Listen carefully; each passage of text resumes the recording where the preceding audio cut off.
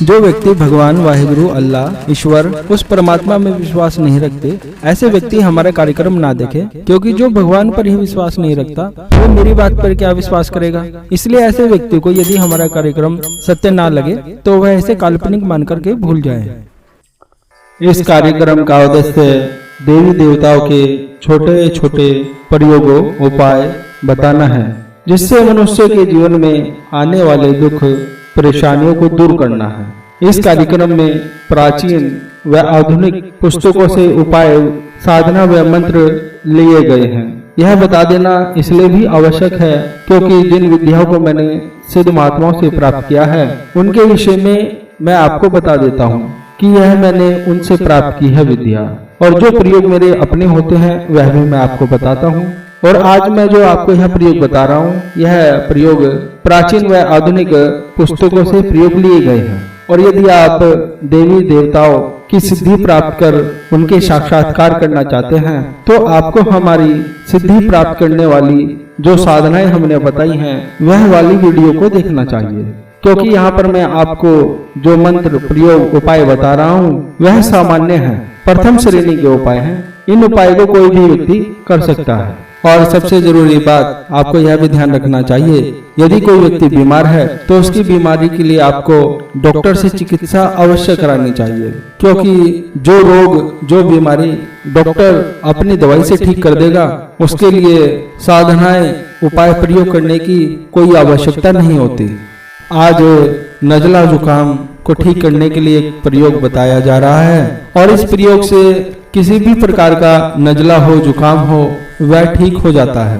ऐसा बहुत बार देखने में आया है, क्योंकि सर्दी के मौसम में बहुत सारे बच्चों में, बहुत सारे लोगों में नजले जुकाम की शिकायत रहती है और बार बार नजला जुकाम बना रहता है। और जब दवाइयों से भी नजला जुकाम ठीक ना हो रहा हो तो व्यक्ति को यह प्रयोग करके एक बार देखना चाहिए, क्योंकि इसमें कोई खतरा नहीं है, तो कोई भी व्यक्ति कर सकता है।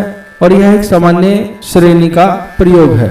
यह प्रयोग नरसिंहवीर का प्रयोग है, इसलिए आपको भगवान नरसिंह देव का पूजन करना चाहिए। मंगलवार के दिन रात्रि 10 बजे के आसपास आप किसी भी प्रकार के वस्त्र पहनकर यह प्रयोग कर सकते हैं।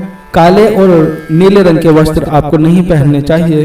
पूजा शुरू करने से पहले आपको अपने परम पूज्य गुरुदेव का जो गुरु मंत्र होता है उसका कम से कम 108 बार या 51 बार या 21 बार मंत्र का जाप करना चाहिए। उसके पश्चात यह जो स्क्रीन पर मंत्र दिखाया जा रहा है इस मंत्र का कम से कम आपको 108 बार जाप करना चाहिए। बहुत अच्छा होगा कि आप इस मंत्र का 3 माला मंत्र का जाप करें या 1 माला मंत्र का जाप करें रुद्राक्ष की माला से, तो बहुत अच्छी बात रहेगी। रुद्राक्ष की माला सिद्ध प्राण प्रतिष्ठा युक्त होनी चाहिए, और यदि ऐसी माला आपके पास में नहीं है तो आप बिना माला के भी मंत्र का जाप कर सकते हैं। यह प्रयोग कम से कम आपको 11 दिन करना चाहिए, और 11वें दिन मंत्र का जाप करने के पश्चात आपको इसी मंत्र से 108 बार हवन कर देना चाहिए।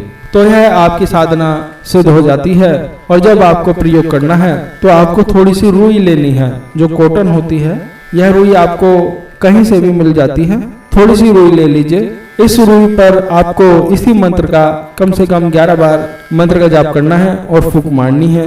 और इस रुई को आप रोगी को दे दीजिए जिसकी नाक बह रही हो, जिसे नजला जुकाम हो, और उसे कहिए कि इसमें से थोड़ी सी रुई अपने नाक में वह लगा ले।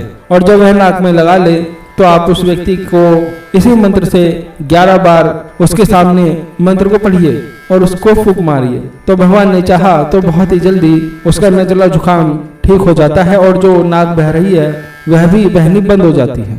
मैं आपको साधनाएं सिखा रहा हूँ, बता रहा हूँ, तो आप मुझसे भी यही सवाल आकर के कर सकते हो कि क्या आप हमें कोई छोटा मोटा चमत्कारिक अनुभव करा सकते हो। लेकिन आप यह ध्यान रखना, जो भी व्यक्ति मुझसे आकर के यह बोलता है कि क्या आपके पास में शक्ति है या कुछ इस प्रकार का, तो मैं तो सबको एक ही बात कहता हूँ कि मैंने अपने जीवन में कोई शक्ति प्राप्त नहीं की, सिद्धि नहीं प्राप्त की। ना ही मेरे पास में कोई अलौकिक शक्ति है, ना ही मैं कोई गुरुजी बाबा जी या बहुत बड़ा ज्योतिष आचार्य हूँ। मैं तो एक आप ही की तरह एक सामान्य व्यक्ति हूँ, आप ही की तरह। लेकिन आप मेरे पास में आए हो तो हम मिल करके भगवान की पूजा उपासना करेंगे।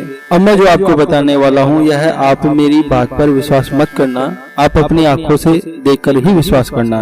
क्योंकि लोग यह कहते हैं जब वह हमारे पूजन में सम्मिलित होते हैं और जब हम माता की पूजा उपासना करते हैं तो बहुत से लोगों को ऐसा प्रतीत होता है कि उन्हें साक्षात देवीय दर्शन हो रहे हैं, उन्हें विभिन्न प्रकार की अनुभूतियां हो रही है, उन्हें ऐसा लगता है कि उनके आसपास कोई शक्ति घूम रही है और उन्हें विभिन्न प्रकार की ऐसी अनुभूतियां होती हैं जो उन्होंने अपने जीवन में कभी महसूस नहीं की। और जब आपको ऐसी दिव्य अनुभूतियां हो कि शक्ति आपके आसपास ही है तो आपको हाथ जोड़ लेने चाहिए और मन में जल्दी जल्दी वह सब मांग लेना चाहिए जो आपकी अभिलाषा हो, जो आप जीवन में चाहते हो कि आपको ये सब चीजें प्राप्त हो। जो भी आप चाहते हैं वह सब चीजें आपको प्रार्थना के रूप में मांग लेनी चाहिए जल्दी जल्दी। और यदि आपको किसी भी प्रकार की कोई भी दिव्य अनुभूति, चमत्कारिक अनुभूति ना हो तो आप समझ जाइएगा कि सच में ही मैंने कुछ नहीं किया। और जब मैंने कुछ नहीं किया तो फिर मेरे बताए प्रयोग को करने से क्या लाभ है, मेरी बताई साधना को करने से क्या लाभ है, मेरी किसी भी बातों को बताने का क्या लाभ है, उसे आप बिल्कुल मत करिएगा। लेकिन मैं फिर भी आपको यही कहूंगा कि यदि आपको कोई भी दिव्य अनुभूति हो, कोई चमत्कारिक शक्ति के दर्शन हो तो इसका ज्ञान मुझे नहीं है, मुझे नहीं पता आपको कैसे दर्शन हो रहे हैं, कैसे अनुभूतियां हो रही हैं। मैं तो एक सामान्य आदमी हूँ। यदि आपको शक्तियां दर्शन दे रही हैं तो इसका अर्थ यह है कि आप एक अच्छे आदमी हो, अच्छे इंसान हो, आपकी आत्मा शुद्ध है, सात्विक है, आप एक सच्चे मनुष्य हो, ये हो सकता है। क्योंकि जब गुरु परंपरा के अंतर्गत व्यक्ति साधना को सीखता है तो उसके पूज्य गुरुदेव उसे यही निर्देश देते हैं कि आपको कभी भी अपने मुख से यह नहीं बोलना है कि आपके पास में शक्ति है, सिद्धि है, आपने उच्च कोटि की शक्तियाँ प्राप्त की है, ऐसा कभी नहीं बोलना चाहिए। इससे अहंकार का भाव उत्पन्न होता है और उसी से ही पतन हो जाता है। और आपको मालूम है अहंकार तो रावण का भी नहीं रहा, तो हम तो कुछ है भी नहीं अभी। आपको सभी सुख प्राप्त हो ऐसा मैं आशीर्वाद देता हूँ। आगे भगवान शिव की इच्छा। शंभु महादेव भोलेनाथ।